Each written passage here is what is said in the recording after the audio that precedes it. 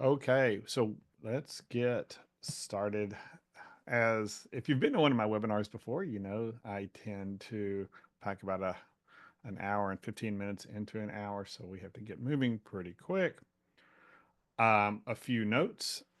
I'm Mike Coffey. I'm president of Imperative, Bulletproof Background Investigations.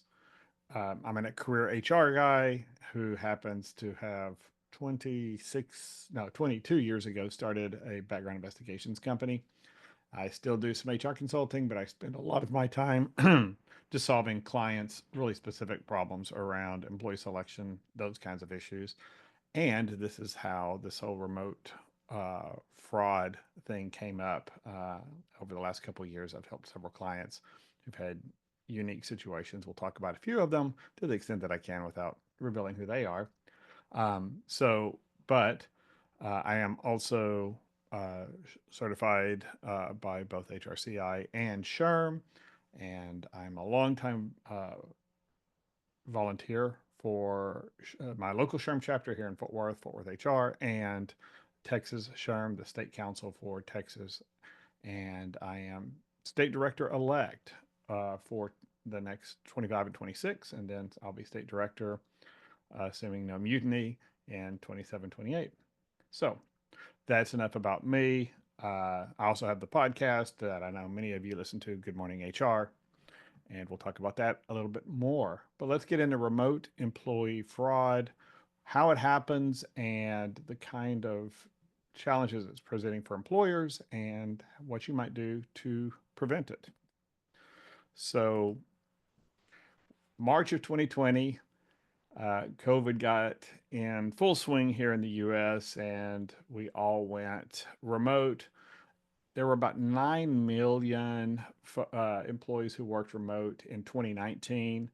And now we have about 26 million. That's about 13%, 14% of the US population are fully remote. Now that's constantly changing if you've been paying attention to some of the things from some of the large employers and Jamie Dimon's rants about remote work. But as you can see from this picture, uh, remote work gave us work-life balance. It saved us the time and expense of commuting. It allows employees to live largely wherever they want if the employer is willing to be a multi-state employer. And many employees say it does improve their productivity. Certainly, that's been our experience is that productivity wasn't harmed at all when we went fully remote, and we've stayed that way. Here we are 25 years, 5 years later in 2025, and it's worked extremely well for Imperative, but it's not right for every employer. But these employees who think it creates their work-life balance probably often are living lives like this. Their work bleeds over into home life bleeds over into work, and sometimes it's challenging. But it's also advantageous for employers on many fronts because it does expand your talent pool. Now you can have a remote worker in another state or obviously in another country as well, and that opens up opportunities for employers. Uh, Maybe it even cuts down some of the expenses related to labor. If you're in a expensive labor market and you can hire somebody in Idaho or Wisconsin who works for 80% of that, 70% of that, then certainly that makes a difference in your overall wage and labor cost. So those are good things. I'm curious. Let's launch a quick poll here to see uh, what uh, what your responses are as far as if you're currently conducting uh, remote interviews of applicants. So maybe you're going to bring those applicants into your office, or they're going to stay remote and you're doing those interviews remote, or maybe they're going to be fully remote employees. And if you've experienced any kind of frauds specific to remote employees. So we'll take a few moments to get those gathered here. Shouldn't take long. It's three simple answers. So I'll give you just a few more seconds. But that's what we are seeing is that employers are hiring people, even if they're somewhat local and they intend for them to work on site or in an office hybrid, They're doing a lot of interviews still fully remote because it saves the applicants time, and managers maybe are more comfortable with it. I'm not convinced it's as efficacious as having that employee in person, but we shall see. Okay, let's end the poll. Let me look at the share the results here. There you go. So 79% of you who responded said that you do remote interviews. And not surprisingly, of that, 83% of you have remote employees. And about a third of you, 29%, have had some sort of fraud specific to remote applicants or employees, at least that you're aware of, right? And we'll get into a little bit of that. And it may depend on what your industry is and some of those things too. So those are interesting results. This is I've done this presentation for 3 HR conferences this year, but this is the first time I've done it on a webinar, so it's interesting to see what the results are. I've seen it's a self-selected group of people who are taking this webinar, obviously. So, this is a higher percentage of people, of employers who have remote employees than I see when I'm in live conferences. So let's just move on. You know what I didn't do? No, I did. I did record. Good. Keep going then. Okay.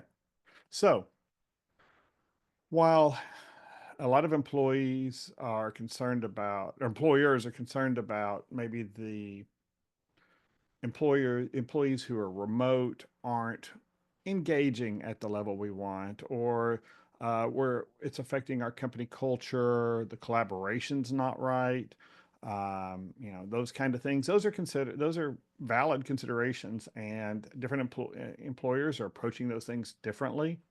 But there are other risks that a lot of employers aren't considering beyond just those softer things about what it's doing to culture or collaboration. And this is a lot of my images are AI generated, by the way. And so I asked for a picture of somebody of a group of workers in a conference room, and this is what the AI generated. And apparently, I think this looks like a Pixar. It must be a Pixar commercial or something, because it's a little bit uh, more animated than some of the others. So. Um, but there you go. I use, and if you haven't watched my webinar I've got a couple of them related to the use of AI. They may be helpful for you because I rely on it heavily. So another thing that we're worried about is, just not, if somebody's remote, how do I know if they're really working, right? And you hear that a lot. In March of 2020, clients started calling me and saying, okay, so we're remote, but what do we do? How do we make sure that they're doing their job? How do how do we make sure they're being productive?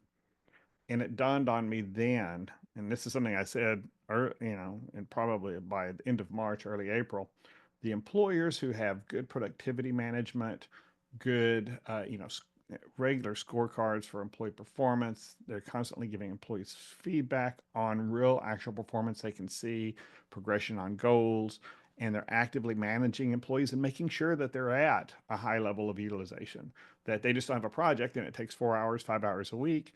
And as long as they get the project done, we don't care. I think very few employers feel that way, but many frontline managers, frontline supervisors really don't have a good sense of how much time somebody's really spending getting things done, which is one of the things we're going to talk about that leads to problems. So, if they're not good at managing productivity systematically in the office environment, those employers I've found repeatedly are not good at managing remote employees' productivity. If you manage by walking around and everybody making sure everybody's busy, then that's going to make it really difficult to if to manage remote employees.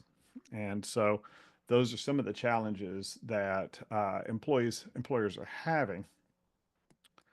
But there's another problem, because when you don't manage employees' productivity, when they're not fully occupied and busy, and they don't have timelines, deadlines, things they have to get done in a certain time period, then it's easy for those employees to do what's a growing thing called overemployment. And what's really happening is people are taking multiple jobs. Okay, so especially in the tech world, it's becoming increasingly common for employers to realize that they have an employee who has another full-time job that they're doing concurrently while they're supposed to be on the clock for this other employer. And so when they're fully remote, how do you know? And it's become a real issue. We've had it with some of our clients where they've called and said things like, uh, our CEO was on one of our competitors' website or LinkedIn or something, and they saw that they just welcomed this employee on their, or they just recognized this employee on their third anniversary of working for that company. And that person works for us too, and they're competitors, and they're doing the same kind of work. So those kind of things are happening more and more. It's become such a big deal that there's a whole website and culture out there called overemployment. And these are people who have full-time jobs at simultaneously.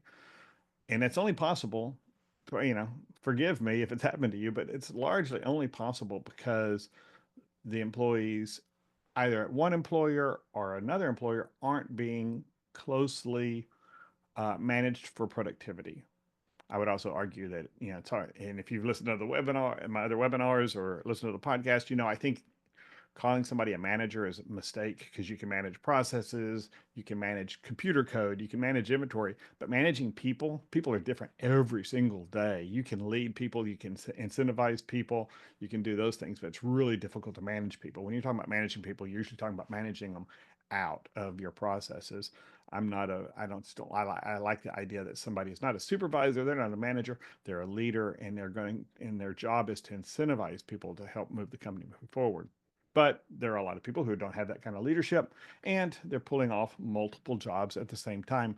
Um, this is overemployed.com. This is the actual website that talks about how to do it. And they have a frequently asked questions, and they cover things like, what do I put on my resume? If I want to cover, the fact that I don't have two jobs and I'm applying to a third job, how do I explain that, if who my current employer is, if I don't want an employment gap, and how do I do that? And they talk through ways of doing those things. And like, for instance, many of you have probably come across the work number, the process for verifying employment that many employers use rather than having people call HR. Well, the work number, you can lock your work number down so that employers can't see it. And so they give all kinds of tips like that. There's also a subreddit. Um, and if you're not familiar with the garbage fire that is Reddit, it's one of the largest social media platforms out there now. And there's a whole subreddit just of people who are actually actively overemployed or considering doing it, and they share information. It will make your toes curl as an employer to see some of the things that are put there. In January, the first time I put this presentation together for delivery, there were 392,000 members in the subreddit. Today, I checked earlier today, there are 406,000 members of the subreddit. So it's increased just in 3 months by over 10,000 members. So that shows there's an active interest in holding multiple jobs. And so, and these are often tech jobs. Some of these people talk about they're making $250,000 to $350,000 a year because they've got two jobs, and some of them even trying to do that with three jobs. And so you can imagine none of the employers are getting what they pay for as far as that employee's attention and to their tasks and their full productivity that they're paying for. There's other kinds of fraud, though, and identity fraud, which we've heard about for a long time, is continuing to make inroads in the employment world, especially when it comes to remote employee.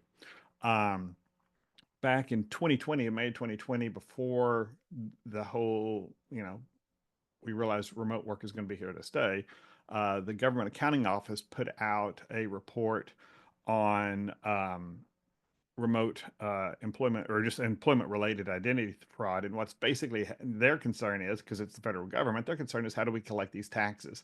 Because what's happening is, Mike Coffey has one job and files his taxes regularly, but then the IRS gets two W-2s or maybe three W-2s for Mike Coffey. And the problem being that Mike Coffey only has one job, so somebody's using Mike's identity. And so, and maybe the IRS comes after me because I've not filed all my, according to what the IRS thinks I owe versus what I think I owe. The IRS comes after me to find out where my taxes are, and that's when we all figure out that there's somebody else using my identity. And so that the government's concern is always how do we get more money? But the Social Security Administration might miscalculate retirement benefits based on these things. So there's a lot of challenges out there for employers.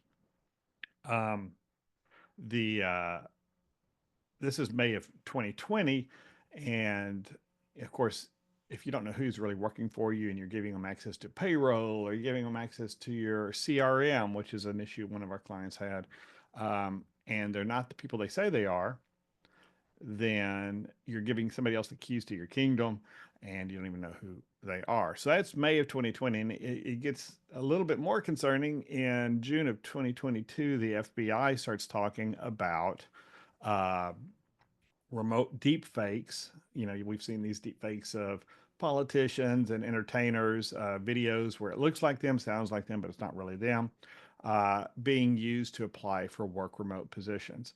And so the technology is out there. So I can do a Zoom interview with you and it can basically do a face swap, just like that Nicolas Cage, John Travolta movie, where I'm talking to you, but you're seeing somebody else's face across Zoom, maybe even their voice. And so the FBI starts talking about that, saying, hey, this is going on.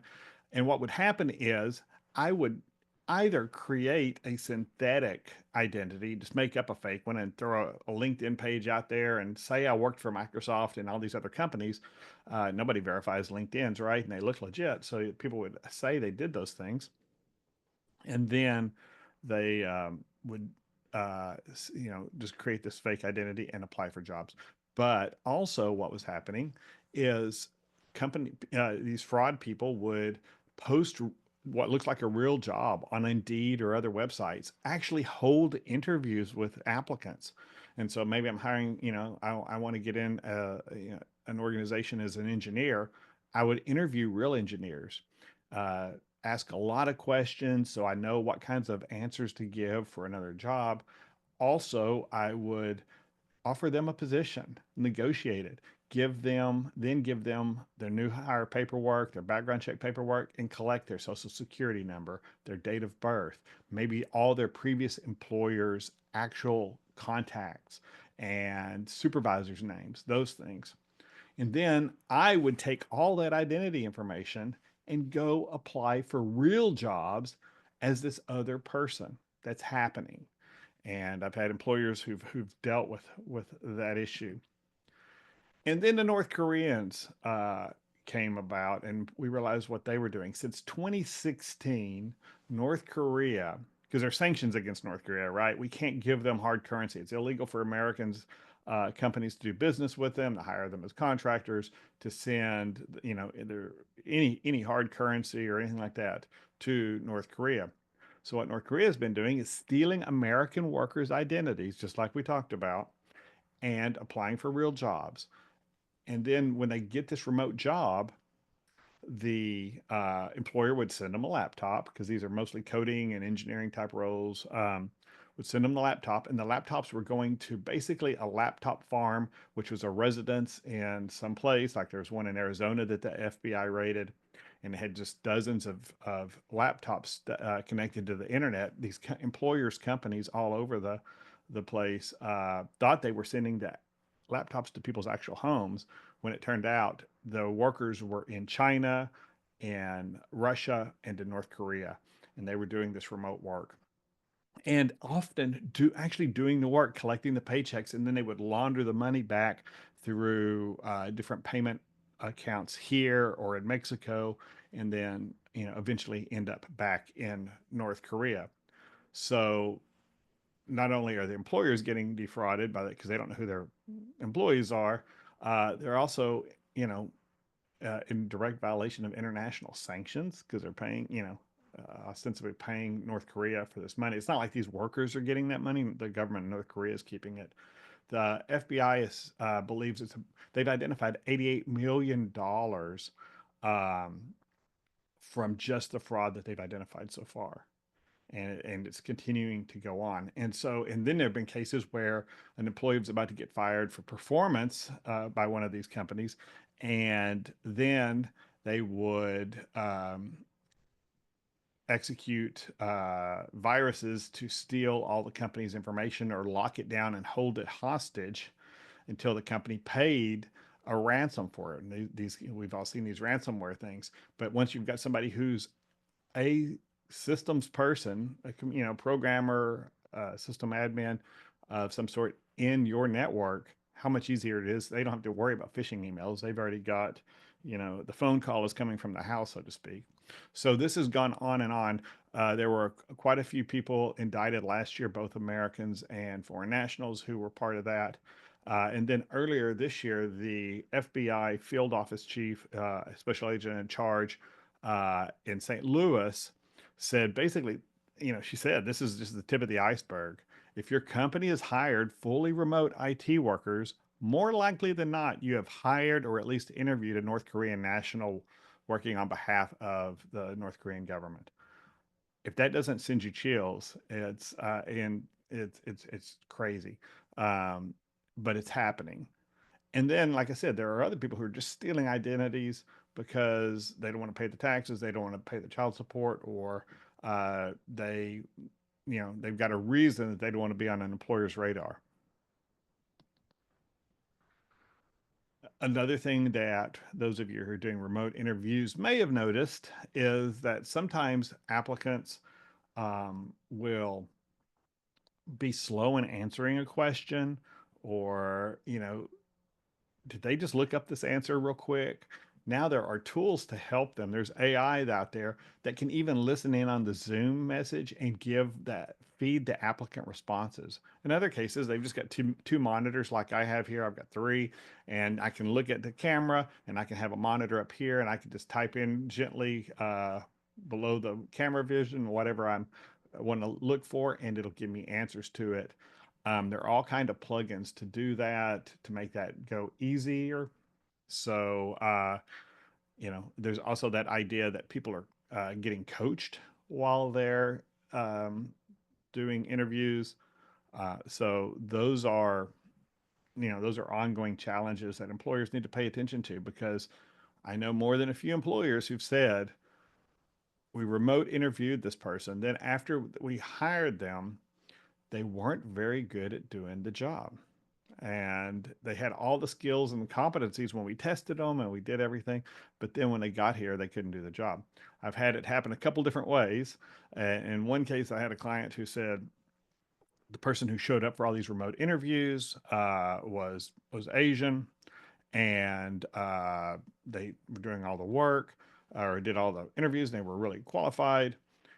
And then we got onboarded, we hired them, onboarded them, and we were like, is that the guy we interviewed? Because they're still remote, so they're looking at them remotely. And then, well, we talked to a lot of applicants, and maybe their hair is different, or maybe they look all similar. And I don't want to be racist, so and so employers maybe get, say, well, we probably just made a mistake there. And it turns out the person they interviewed was not the person they hired, and there's somebody who's not even competent on their payroll, and maybe they're only on their payroll for 6 weeks or 2 months or whatever it is, to realize that they're not going to get this job and they're not going to be able to do it, and we're going to have to term them. But confronting somebody to say, hey, you're not the person on an interview, that's uncomfortable, because how do you know it's not or not? It was or wasn't, unless you're taking screenshots and doing things like that.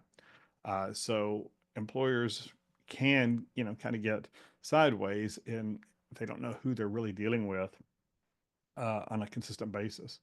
And we've seen that happen with some clients. Can you remember that kid in middle school whose science fair project looked suspiciously like something his mother, who was a nuclear scientist, might have put together?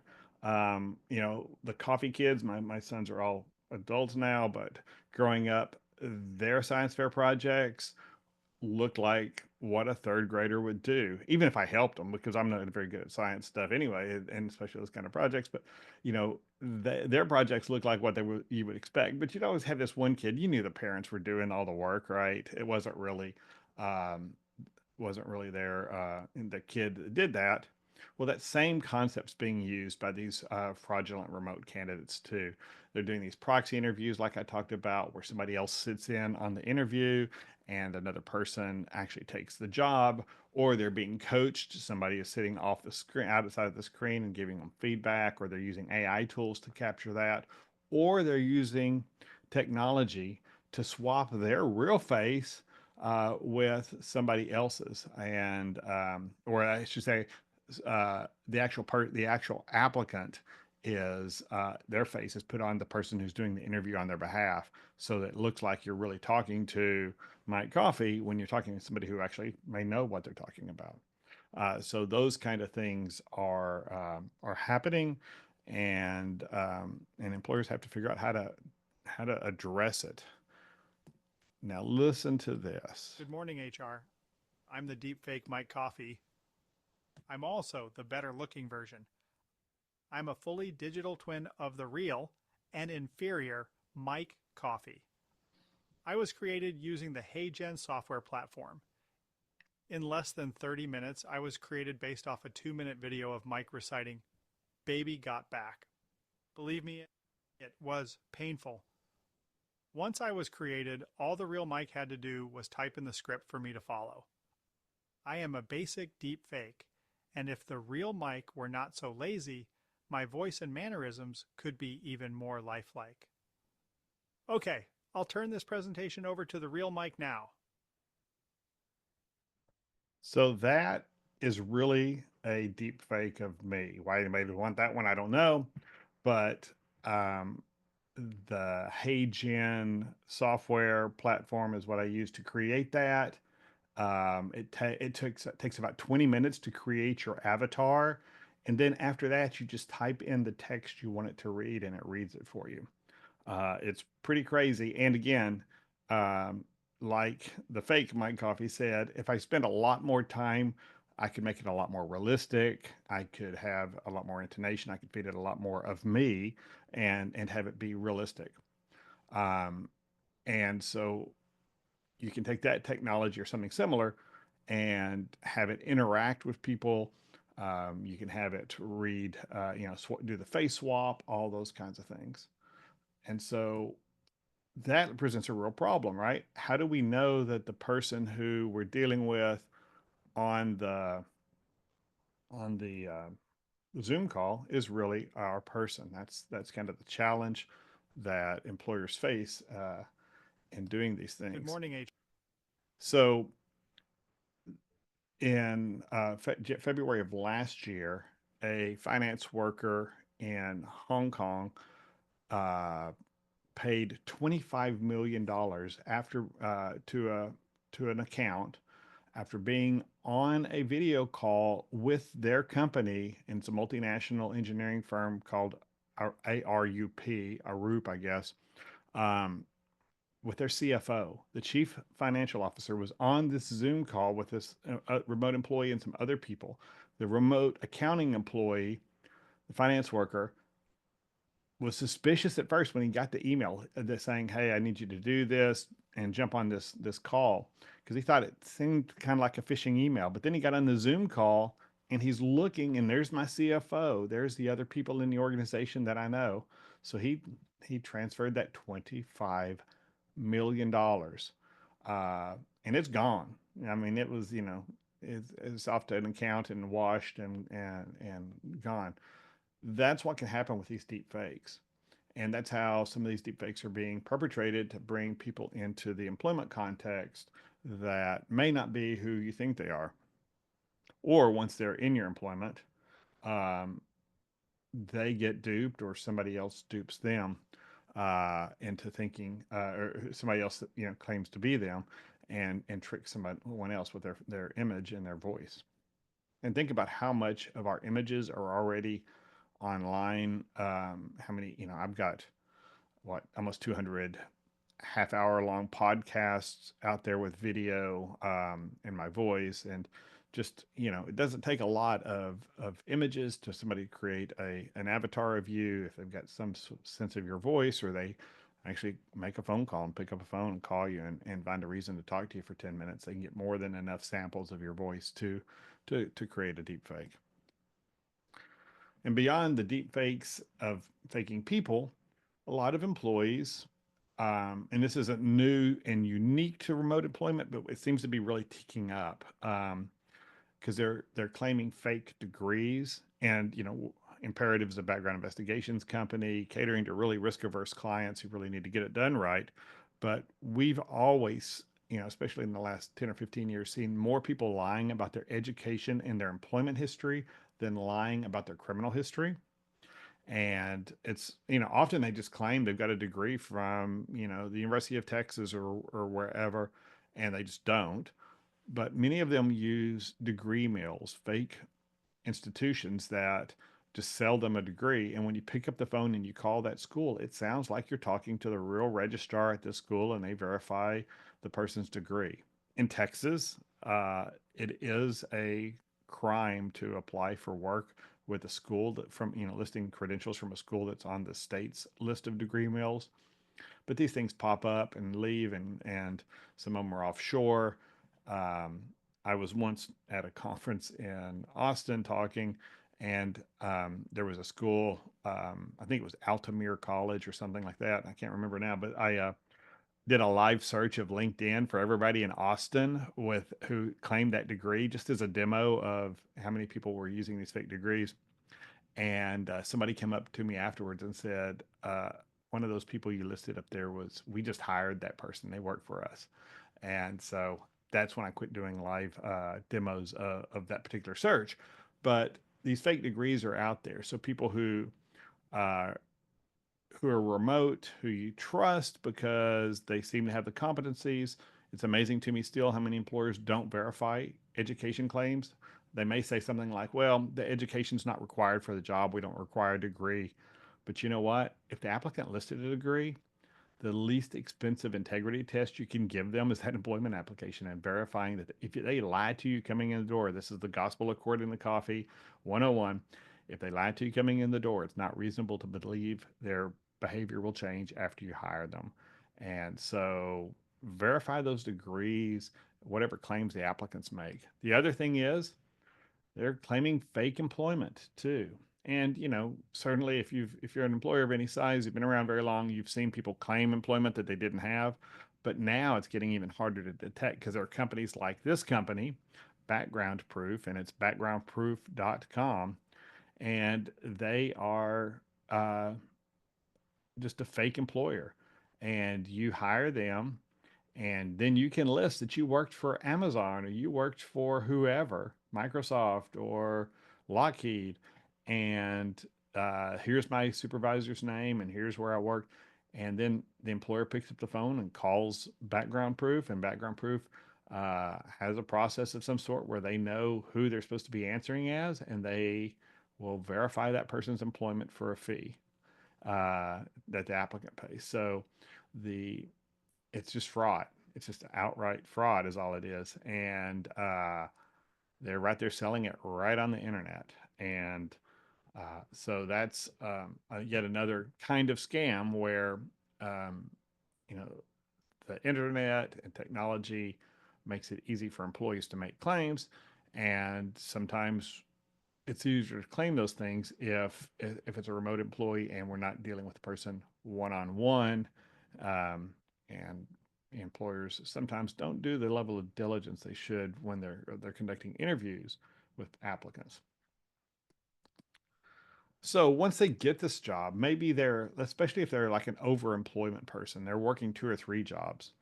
Many employers have some sort of um, technology on company issued laptops where they say, okay, well, if the person's inactive for a certain period of time, we're going to lock them out of the system and they'll have to relog back in. Then we'll know when they're connected and when they're not. But there are tools out there that are very low tech, really, that make it harder to detect those things. If you go to Amazon, you can do a search for something called a mouse jiggler. I didn't know what a first time I heard about a mouse jiggler, I thought maybe that was like an adult entertainment club for rabbits or something. I didn't know what a mouse jiggler was, but what it is it's either an actual physical device that you just set your mouse on and it just moves the mouse a little bit. And when the mouse moves, it, just one pixel maybe, it's enough to trigger to the computer that's monitoring the server that you're connected to that, yeah, this person's still working. They're actually doing something. And so on the overemployment subreddit, they talk about how to use all this technology. Some of them is a cradle that you put your mouse in. Some's just a USB that plugs into the side of your computer that just moves one pixel and doesn't stop you from working. But then that way I can work on this laptop right now for this job and be on a Zoom call with this manager. Then I could be on another, laptop and keep that one active and do work. And so there's all kinds of technology out there that employees are using to facilitate that idea that they have more than one job. And so, again, these are the tools that make it easy to do that. Another one, and this is what the North Koreans were doing. There's something called a KVM, a keyboard video mouse. And this is a device that just plugs into those company laptops that were all in these laptop farms and residential addresses. And you would plug in that KVM and it connects to the internet. And then so people, without installing any software on the company computer that could be detected, people could remote into the KVM and control the mouse, the keyboard, and the video so that it looks like that computer is really being controlled, where it's physically located, even though it's being controlled in another country. Um, and these KVMs are sold. You can buy them on Amazon. They're sold all over the place, and they're designed for tech support so that a technician can jump into a computer and do something without having to physically go there. But it's being used by remote workers too, and these are some of the tools that were used in the North Korean exploits. So how do we protect ourselves? How do we prevent this remote employee fraud? This is another AI generated image, by the way. So there are tools and practices that you can put in place that'll help deter, detect, or even prevent the fraud. And it's mostly around technology, due diligence, and just good management practices. And so let's move through a few of those. So there's a couple tools that we've introduced for our clients, and some of them we've been using for a long time, and some are more recent. But if you've ever tried to get your credit report online or access your other financial services like your Schwab account or whatever online, you've been through that process where it asks you questions like, um, well, here, which of the following corporations have you been associated with, or which of the following cities does Jacob Coffee, who's my son, currently live in or own property? You go through that process, and it asks those kinds of questions. And it's information from motor vehicle big data. Your credit bureau information, motor vehicle registrations, commercial transactions that are in these big databases, and so you go through that process and it says, yeah, you know enough information about this person that you're probably the person. So we've for gosh, probably almost 10 years now used this when we're selling a background check to like a family that's hiring a nanny or a housekeeper or something like that, and it's not a regular client that we're going to talk to all the time. We want to make sure that the applicant is really the person who's doing putting the information in and giving the consent to the background check. And so we've been doing this for a long time because I want to make sure people aren't ordering background checks on their daughter's new boyfriend. You'd be amazed how often we get calls for those kind of things. And so I want to make sure that we really are dealing with that person. So we implemented this a long time ago that whenever that applicant gives their authorization to do the background check, they also go through this process. This is something you could build into other parts of your process, either at the background check point or even earlier in the interview process, and verify that the person that you're dealing with is really who they say they are. But it's gotten even more sophisticated because you've got so much bad, fake technology out there, deep fake technology out there, that we're rolling out biometrics for some of our clients, so that basically this person's remote and you don't know if that's really them. So what you can do is take their identity information, their driver's license, their passport, their even international IDs, and they take a with an app. They take a picture of, use the app. They take a photo of that, and then they use it to hold up as and do a selfie, and it tells them to look left, look right, and do those kinds of things. And then it uses AI to match the photo it just took of, and it measures liveness and stuff, so it won't be fake. It won't be tricked by a deep fake, to the photo on the ID, and give you a match there where they're the biometrics of the person's face match. But then it also reads the machine readable code on the back of the ID, like your driver's license. You've got that code, which has all the information on the front of the driver's license as well, and make sure those things match, because that's really hard to fake.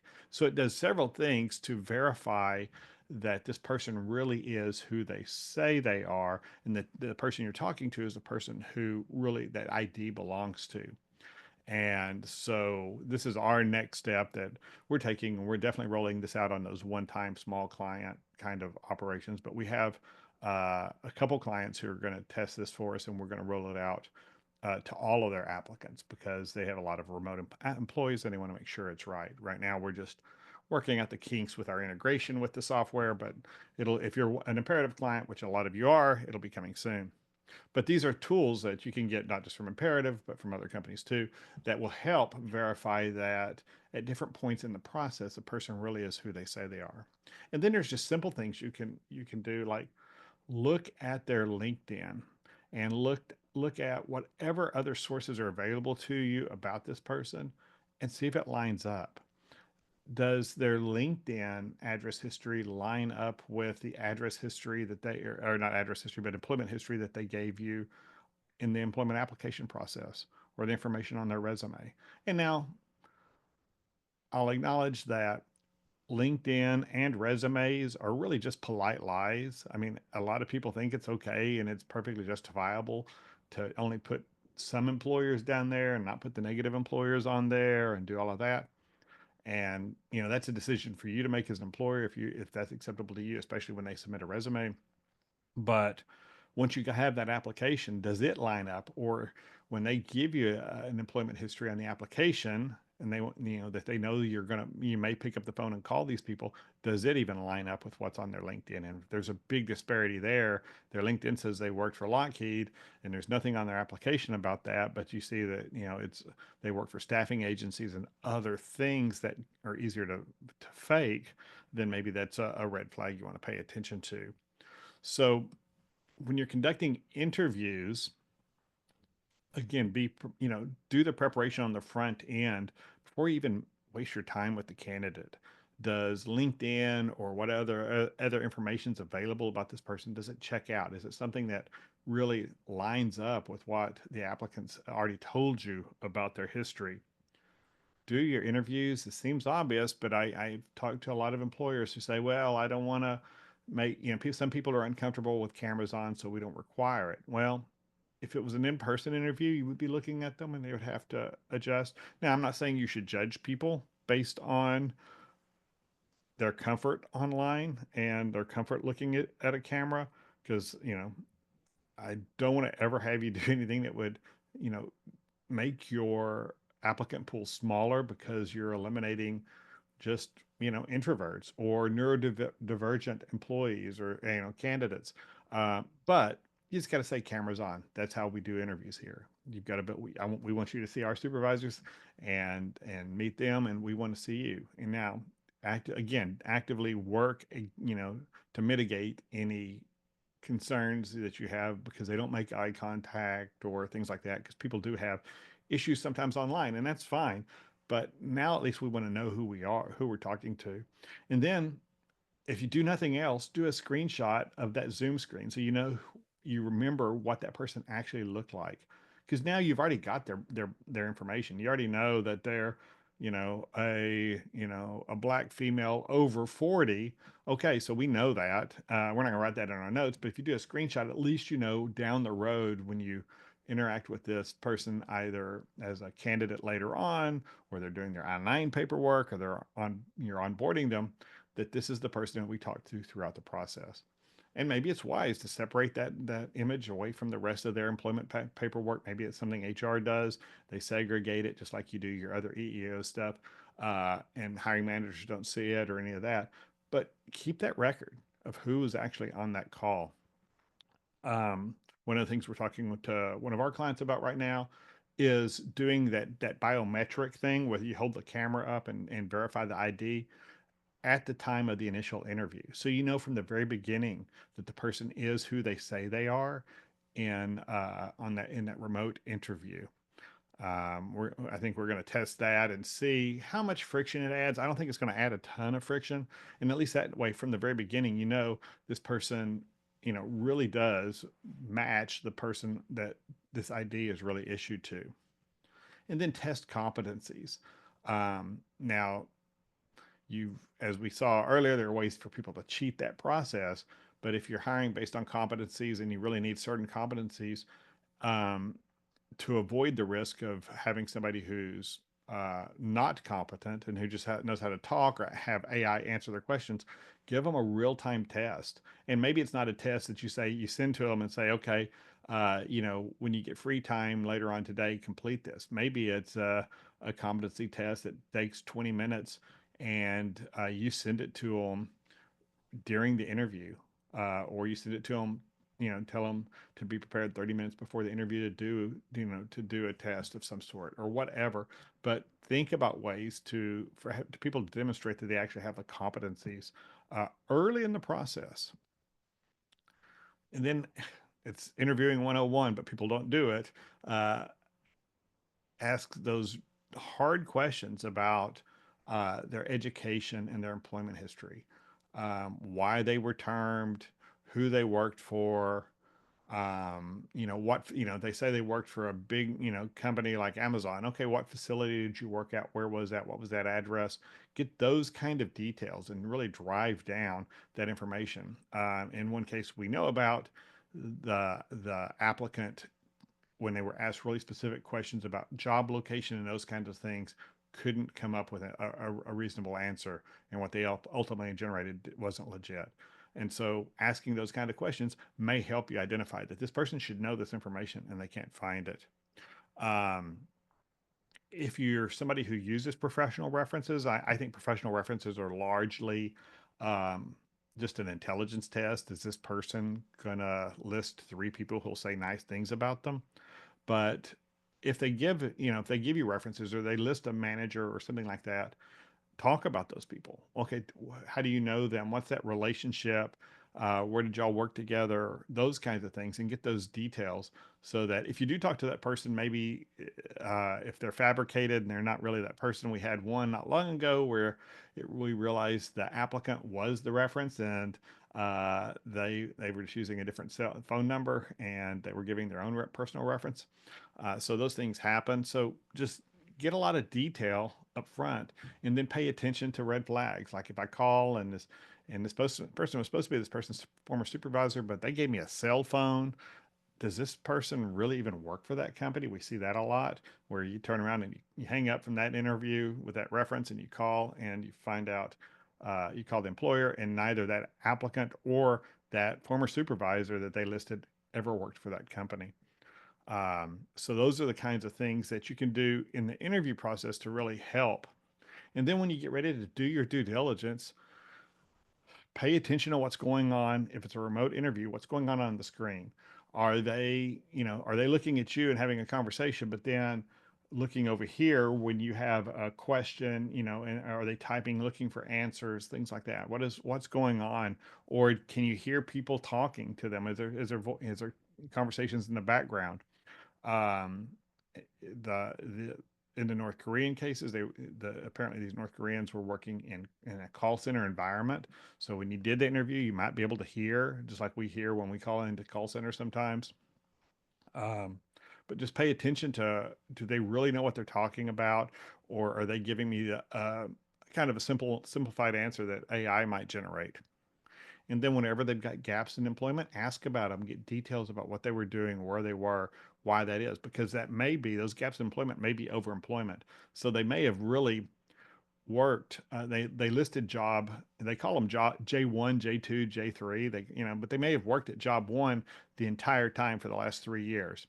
Now they worked at job two concurrently for 6 months last year. And so they list that 6 months of last year, but they haven't had another job two since then. But they don't want to tell you they worked for job one, because job one doesn't want an employer calling to verify employment, because job one thinks they work for them full time. And so, if they've got gaps, get details about what happened, and then try to verify what they've said they were doing.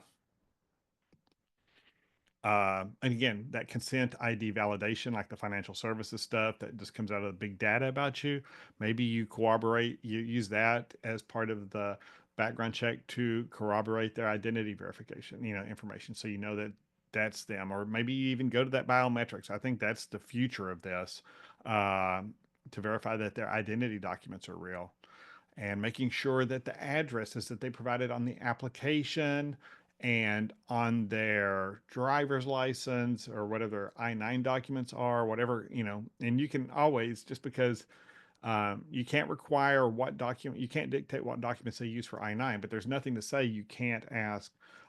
You want to run a driving history. I'm a big advocate for running driving histories on everybody, even if they don't drive, because it gives me a government source that says that this name, date of birth, and address all match a government record. Still doesn't tell me that person is really this person until I do that biometric verification, but at least that way I am getting the information from the government that those data pieces line up. So if you do that and you find out the date of birth is different on the driver's license for some reason, or hey, it's got a different address than what this applicant listed, or maybe it's in a whole different state, there's some red flags there that you can dig deeper into. Always verify employment details directly with the HR department. References are great, and we do them for clients. Uh, Especially where somebody who they worked directly with. But title, dates of employment, characterization of termination. We still get that about 60% of the time, whether it was voluntary or involuntary. Those kinds of things, get those directly from HR, and make sure you're talking to HR at that company. So just because the applicant gives you a phone number doesn't mean you want to rely on that. Go do your own research, find the HR, find the payroll, whoever is verifying at that company, and get that verified, or require your background screening company to do it. As I said, verify their driver's license, even if it's not required for the job. And then what kind of phone are they talking to you on? Now, is it a landline or is it a cell phone? It used to be a cell phone was always suspicious, but now it's not. I don't even have a landline in my home. Most of us don't, I think now. But is it voice over IP? Where are they connecting from? Are they using is this a Zoom phone number, or is this some other phone service? Are they Skyping, or what? WhatsApp, whatever it is. Try to figure out. There are sources. If you have liver quiver, dig deeper into it. There are sort of ways to verify where what kind of phone number is and if you see it's VoIP, and there's not a good reason for them to be using a VoIP number, maybe that's a red flag that you need to pay attention to. You can also get the name on a lot of these accounts. If your screening partner is, the more diligent kind, who will do that kind of work, and certainly we have, we can even get the billing information for a phone number account and stuff, and see if that lines up with what your candidate's information. Um, look at the contact information, make sure it verifies, even check the company's website.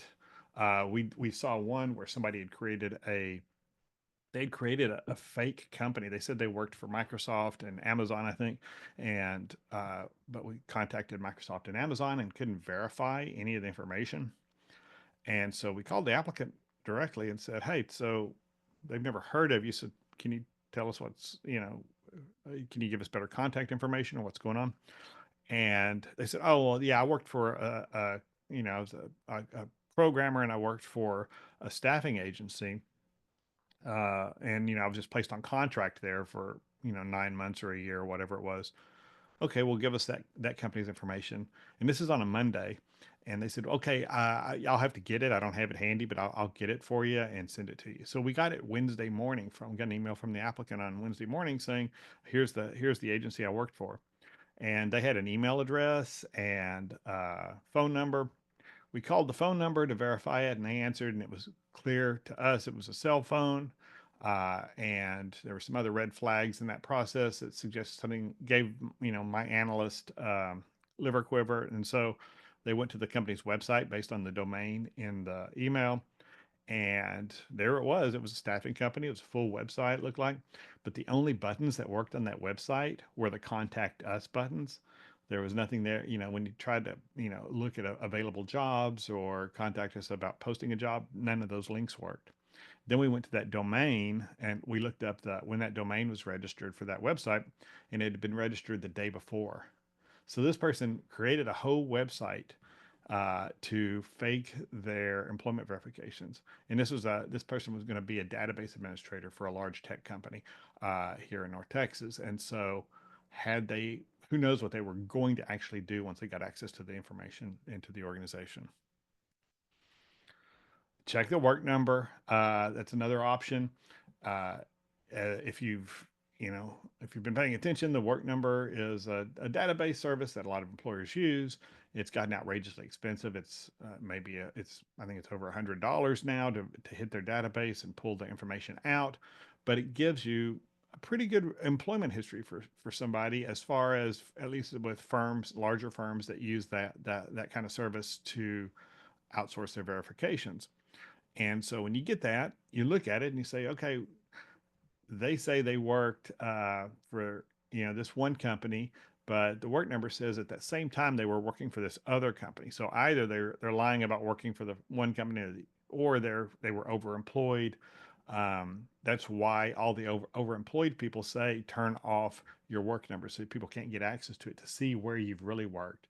And it stops employers from randomly checking if they get a suspicion and saying, "Oh, look, this person's worked for us full time for the last year, but they're also employed at General Motors at the same time as a financial analyst, and they're both remote jobs." Um, so look at all of that, and of course, check their criminal history, their licenses, everything. Just do your due diligence as you normally would, and consider social media searches. I used to advise employers, don't do social media. It's not, it's just going to get you in trouble. But the reality is, there's too much information there on social media now for an employer to afford to be able to ignore. And so, in instances where people are going to be in positions of high trust, I think you've got to, and I've got a whole webinar out there about how to do social media the right way. But um, you need to consider that there's information out there that could identify that this person has another job, or that they are not who they say they are. And then other things, as I've mentioned, making sure addresses line up. Listen to your liver quiver. Does it seem odd? If it does, it may be, so check deeper. Strengthen your I-9 remote, especially if you're doing remote I-9s. It shocks me how many employers say, "Yeah, well, we use a trusted, designated verifier, and we let the applicant provide that person. So it may be their roommate or their mother or whoever."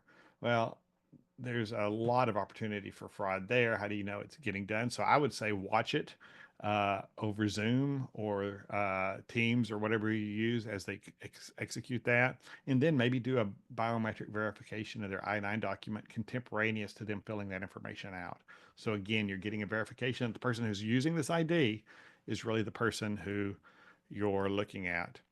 Again, check addresses, look at the addresses where the equipment's being sent and make sure that lines up with all the other addresses associated with that person. Look at the banking information when they sign up for direct deposit, all of those kinds of things.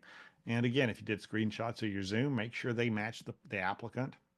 Then your technology, your IT department can be your best friend here.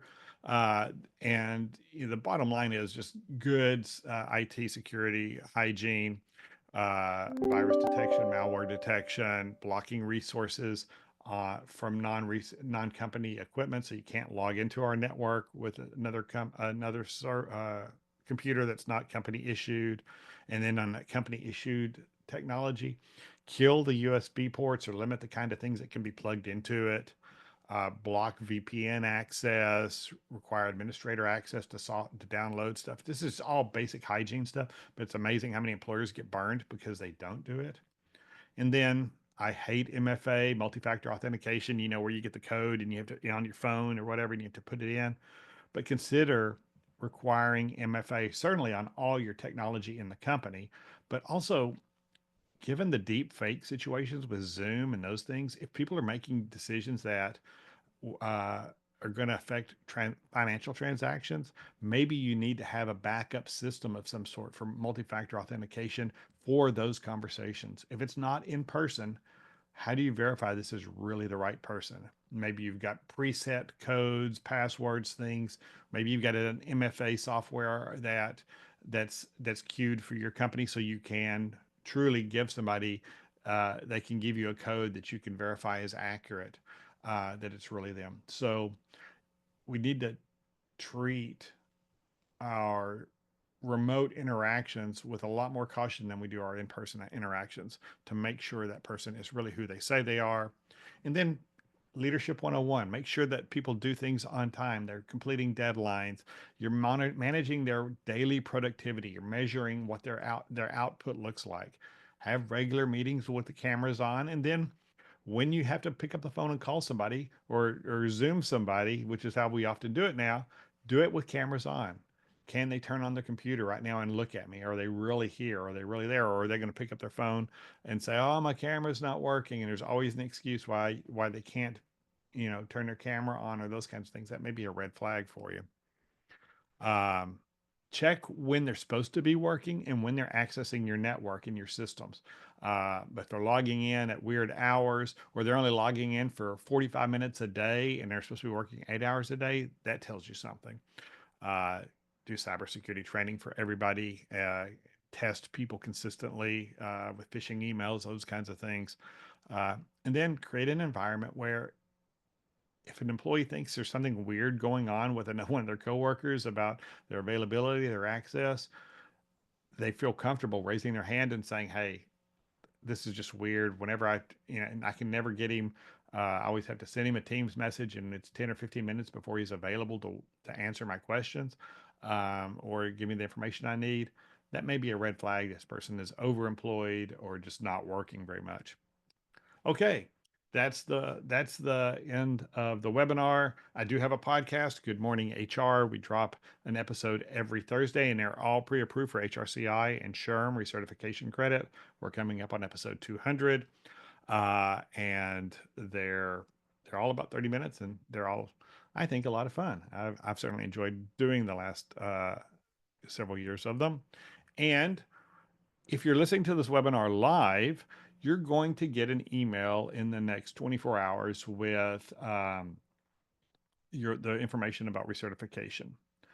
But if you're watching this on our website or on YouTube or Facebook or LinkedIn or wherever it ends up, and you're looking at the whole webinar, you'll have to go to imperativeinfo.com, click on the education tab, and then scroll down to the webinars and find this webinar and enter the keyword fraud to get the recertification. So the keyword is fraud for the recert information for the recording. If you're watching it live, you'll have an email from us probably by the end of the day, but certainly by tomorrow morning. And if you don't, reach out to us. It may have been blocked by your spam filter, something like that. But that's it. If you have questions, I can hang around. We're up on time, but I will hang out if anybody has questions, or you can always shoot me an email. I'm easy to find. But I appreciate everybody joining me today. I hope it was helpful. Till I see you next, be well, do good, and keep your chin up.